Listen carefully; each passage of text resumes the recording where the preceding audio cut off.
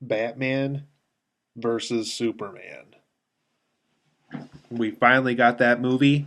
I'm reviewing it for you today. And what is that ultimate question? Who would win, Batman or Superman? Zack Snyder has provided the answer to this question in his latest film, Batman versus Superman Dawn of Justice. And that was a very lame opening, wasn't it? I very much apologize about that.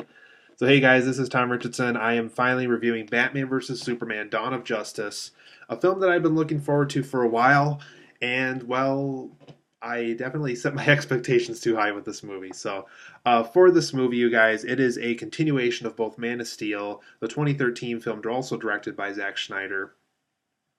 And what DC and Warner Brothers has done with this movie is they decided to both continue Man of Steel and also reincorporate Batman into their DC universe. So that way they don't have to continue off of Christopher Nolan's trilogy. That was its own thing. This is their own Batman now for this universe that they're establishing. And this is really the first live action film where Batman and Superman are in the same story together. So it's a pretty big deal because both of those characters are very big in the DC universe, and they're finally on the big screen together, and they're fighting each other as well. So in this film, for a synopsis for you guys, obviously spoiler free, of course, as always, because I know a lot of you have probably still need to see this film upon viewing this review. So I'm going to keep it as spoiler free as I can possibly do it for this review. Um, so in this movie, you guys, it is about the backlash that Superman faces after the events of Man of Steel. I won't go into too much detail for those who haven't even seen Man of Steel back in 2013 when that came out. But long story short, without giving too much away, Superman basically did more deconstruction and chaos to Metropolis than the people of Metropolis would have preferred in the villain of that movie. So that being said, there's tons of chaos, and the city still has to be cleaned up. They got to refix buildings. People died, and Superman is held responsible for this. The government is starting to question if Superman really should be a hero. Should people look up to this guy? Should is he really this godlike figure that is going to be the hero that we should be looking up to after all this backlash and negativity that he seems to be facing? So Superman, both for himself and the people, start to question, does he really belong on Earth? Is he really meant to be the protector of Earth? And should he continue doing what he's doing, which is hoping to be a symbol of hope like his father once intended him to, but based on what's happening to him, it doesn't really seem to be that case anymore. And while that's going on, Bruce Wayne, who's played by Ben Affleck in this movie, who's also Batman, Batman and Bruce Wayne, he's running into some controversy within his Wayne Enterprises company. It does also involve the events of Man of Steel. So this is definitely a film where if you have not seen Man of Steel, please do so. It'll make a whole lot more sense. Specifically, the third act of Man of Steel really plays a big part in this movie. So, like I was saying, those events from Man of Steel have definitely hurt Bruce Wayne, have hurt his company a little bit, have hurt some employees that have worked for Wayne Enterprises. And so he is kind of in a position where he doesn't really quite know how to feel himself about Superman. He doesn't know whether he should look up to him as a hero. Should this guy be looked upon as an enemy? Should Batman prove to this guy that Batman's the real hero, that nobody really needs Superman, that Batman knows what he's doing? And so that's what kind of starts this controversy, is are people going to look up to Batman? But at the same time, because Batman in this movie, at least in this Ben Affleck interpretation, doesn't really have a moral code. He has no problem killing those who get in his way. Is this really the person that people want to look up to? So that starts the whole controversy, and Superman's like, well, I'm the good guy. I'm supposed to be protecting everybody. And though the chaos that I made in Metropolis was very traumatic and I apologize for it, Batman is still killing innocents for no reason, and he's claiming he's doing these good things while you're all destroying me for doing these good things. So it comes down to, what really makes a hero a hero. And so that's something that this film continues to question to us throughout the movie. So overall, guys, I was a little disappointed in Batman vs. Superman. In fact, I was very disappointed. I was very much looking forward to this movie, and there's a lot of things that Zack Snyder and Chris Terrio wrote the script, and he wrote Argo, so, big Academy Award-winning movie. And I was really hoping Zack Snyder could have given a really good directorial effort to this movie. Unfortunately, Batman vs. Superman Dawn of Justice fails in a lot of ways, and I'm going to go over it with my positives and negatives as to why I kind of feel this way. For my positives of Batman vs. Superman Dawn of Justice, and for the rest of the video, I'm just going to call it Batman vs. Superman. It's a little slower, and it's, it doesn't take as much time to say it. So I liked how they continued off of Man of Steel. I like how this is very much a sort of sequel to Man of Steel. I like how they're continuing that story. I like how they're questioning what exactly Superman did in that third act. Was that really a good deed? Was it a bad thing? If he was able to do that good thing he did at the end of Man of Steel without causing so much construction and chaos, would he be respected more? I like how this film brings up those questions. I also like the hero politics behind Batman and Superman, how, Batman does these really horrible things, but he's looked upon as a hero. People look up to him. But, he's had a dark past himself. He's done things he's not always been proud of. While Superman, he's trying to be the good guy. He's trying to be everything that Batman isn't, as far as, he wants to have a moral code. He really just wants to make sure people are safe, that he's the protector of Earth, and he wants to get rid of that bad labeling that was given to him after the events of Man of Steel. And so I like that hero politics. I like the whole thing about, where do people stand? Is what Batman is doing correct? Is what Superman is doing correct? Is it right or wrong of these two men? So I like the politics behind these characters. Zack Snyder, one thing I will give him credit for, though the action scenes were good for the most part, I guess. I thought the use of his minimal use of shaky cam allowed us to see more action than someone's like Paul Greengrass or Michael Bay would have done with their action scenes. I like how he tried to keep shaky cam to a minimum. It's very, very slight if you're really looking for it. But I like how he managed to avoid that. I liked how we were able to see the action scenes that he has on display here. Like I said, not the most amazing action scenes, but I liked how he managed to avoid shaky cam as often as he could in this. I think one thing that Batman vs. Superman really has going for it is there's some really good performances in this movie. Henry Cavill as Superman. I loved how they're continuing off of Man of Steel. I liked the conflicting things that he was facing throughout this movie. I think was a very appropriate way to continue Man of Steel. Just a very good performance from Henry Cavill. Gal Gadot, who was introduced as Wonder Woman in this movie, very promising character. I hope the Patty Jenkins film about Wonder Woman that's coming out in another year or so is very promising and good.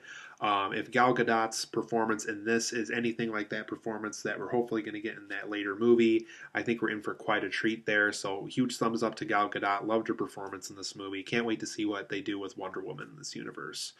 Another performance that I think actually got better with this movie, and I thought this actor did a terrific job in Man of Steel as well, was Laurence Fishburne.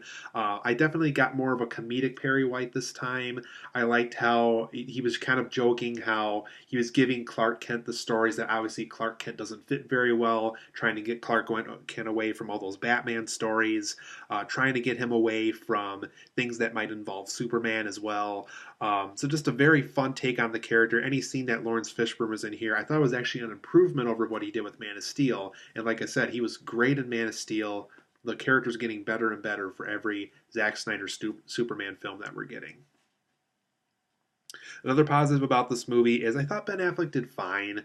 I think the thing that really weared his character down and weared his interpretation of Batman down the most was the script really didn't give him a lot of really extremely interesting things to do, I felt.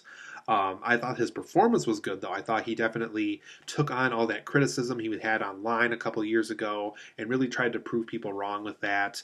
I think he's actually even a better Bruce Wayne than he is a Batman here. And I think, so like I said, I think Ben Affleck's portion, his duty in this movie of giving a good performance was well done here. But like I said, some of the aspects of the script really don't display that as well. Another positive I have, and this is just about Zack Snyder, the director in general, is his visual take on things is still very good. He's definitely very good about taking an image from a comic book, taking an image from concept art, and making it look as alive as possible on the screen. That's very much consistent here. He's continuing to do that, but like a lot of Zack Snyder projects, he's just not that good with storyline quite yet. For my negatives of Batman vs. Superman, and oh boy, do I have a lot of them. This film's very predictable. I predicted everything that was going to happen in this movie, almost everything that was coming across my mind, like, oh, that's probably going to be this, that's probably going to do this, that character's going to show up there, that one thing's going to explode there. All of those things literally happened throughout this movie. I predicted almost each and every one of those things. Very predictable. I felt like I was writing the script myself, and I would have been mad at myself because this is a terrible script. I would have written a much better script than this movie. Another thing that really bothered me about this movie, and it seems to be bothering a lot of people, there's just not enough standalone elements here. I really wish we had a script here that could have been its own movie. I think if they strictly focused on Batman and Superman and really found a way to make an interesting story about both characters here, I think this film would have been a lot better. I hate how they were hinting towards this later movie and this other later DC movie and this other later DC movie and this other later DC movie. Oh, and hey, Batman and Superman are fighting over there, by the way. And it's just like, I really wish they could have done more standalone elements with this movie. I think it would have been much better. There's also almost no sense of moral code to some of these characters, specifically with the Batman character.